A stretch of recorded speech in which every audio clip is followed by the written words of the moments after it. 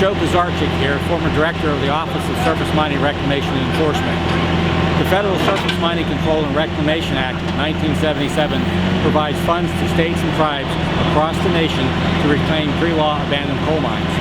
Reclamation activities are vital to the economies of our country. Our little video series includes the perspective of local experts and businessmen. They know firsthand of the importance of the AML fund and why it needs to be extended. I'm staying on this site, which represents one of 333 passive treatment systems throughout the state of Pennsylvania. And each of these systems is monitored by a watershed association or a municipality, and there's a great need for OSMRE funding to keep these systems producing clean water. The importance of OSMRE cannot be overstated for the reason that there's been hundreds of millions of dollars worth of investment put in the ground. Our organization is involved in doing a statewide snapshot every couple of years of all of the publicly funded passive treatment systems. And the monitoring, it is really disparate, from one system to another. You have some systems that get monitored twice a month and don't necessarily need that frequency of monitoring. Then you have systems that haven't been looked at in a decade or since they were put in 15, 20 years ago.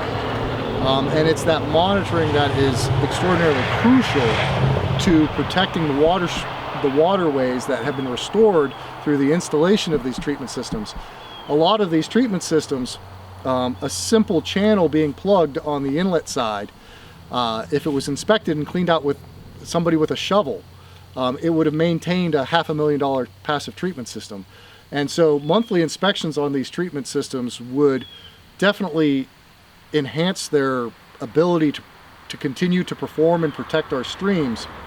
And why has that been lacking? Why is that not occurring? Well, a lot of the reasons why these systems aren't being monitored comes down to the funding sources will often will give you money to put in the lights, but not pay the light bill. That the watershed groups are able to get grants to build the treatment systems, and then it's entirely a volunteer effort to do the monitoring and maintenance on those treatment systems. And a lot of times those watershed groups just don't have the technical expertise in order to troubleshoot a treatment system. With about $12 million nationally, these systems could be monitored weekly or monthly or put on a schedule, thus creating 40-some jobs in our state, which would be full-time maintenance and monitoring jobs. In addition to the jobs created for monitoring the maintenance and those costs related to the materials and the full-time jobs that would come with repairing the systems is actually a part of that $12.7 million, which is estimated to be necessary for OSMRE. From the standpoint of the AML fund that is set to expire next year without congressional action, what would AML reauthorization of the fund, renewing the fund, mean for your work? Well, I would say 80 to 90% of the work that we have going on right now is made possible through the AML program. A big project we have coming up is funded through the AMD set-aside program. And a project like this, which is basically a $500,000 passive treatment system rehabilitation, $100,000 of that is coming from Watershed Cooperative Grant Agreement. And that's providing the matching funds to leverage additional state funds. And most of our projects have at least 3 different funding sources in addition to the in-kind contributions from the watershed groups and local companies. So really, if you defunded the AML program, there would be a huge shortfall in matching funds, and it would bring a lot of these projects just to a screeching halt. So it would be devastating to us if the AML fund went away. All of my staff graduated from schools here in Western Pennsylvania. They are able to work where they grew up. Their families are here, their parents are here, they're raising children here, they're buying houses here. The other aspects is the construction work is a huge part of these projects. I mean, this project alone, we have a staff of 2 to 3 full-time guys working construction, but we're also buying hundreds of thousands of dollars worth of materials. Right. Those materials, because of the nature of the project, we are somewhat forced to locally source everything, which is good for the local economies. The sandstone that we're putting in the underdrain on this system is mined just 5 miles down the road. We're buying thousands of tons from a local, essentially small business quarry operator. The pipe that we're putting in this pond was actually made right here in Pennsylvania, and so that that's another economic boon that would go away. On top of this, we're going to be putting limestone. The limestone is quarried 1 county over, and all those jobs associated with that limestone quarry are supported through these projects. We buy thousands of tons of limestone for projects like this. In addition, we're buying wood chips. It's a wood product. It's coming from a company 12 minutes down the road, a local small business. They do land clearing, they make wood chips. It's great that they're so close because it allows us to do more as far as water treatment, and it's also a lot of business for them. And finally, the last thing we're going to put in here is spent mushroom compost, and that comes from Pennsylvania farmers.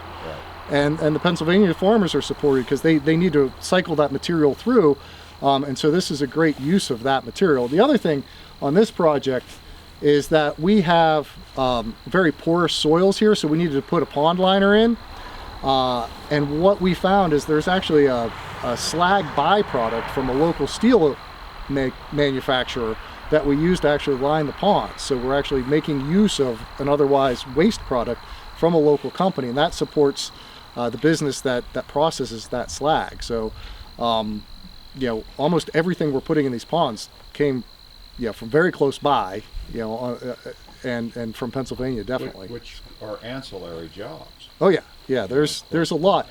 And the nature of these projects, because of the amount of material that goes into them, the number of trucks that come in here, it's almost a full-time job for a couple truck drivers over several months period by the time you count all the materials that get hauled into these projects.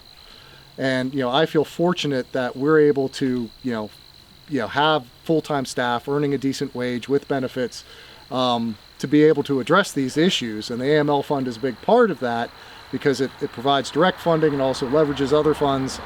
And it's great that we're able to stay in Western Pennsylvania and support the local economy with our jobs and the jobs that these projects create. I think you said it all when you mentioned that each project has multiple funders. But one thing that we try to get across to the Pennsylvania delegation and to the Congress people that we talk with is the fact that philanthropic dollars are also on the line, for the reason that they're ready to partner with the Abandoned Minelands Fund, with Pilot, hopefully someday with Reclaim as well. And those dollars will not be applied if there's not something to leverage, a program like the Abandoned Minelands Fund. Foundation for Pennsylvania Watershed provides grants, small grants, to leverage the agency dollars from Department of Interior Office of Surface Mining, as well as Growing Greener in the state. And without the Abandoned Minelands Fund, those philanthropic dollars could be at risk. Of the 333 passive treatment systems in the state of Pennsylvania, 147 of them are in the Bay drainage, thus the Susquehanna watershed. And it's very important, if Pennsylvania is to meet its goals of the Phase 3 WIP, reductions in sediment, nitrogen, and phosphorus, that those passive treatment systems be maintained.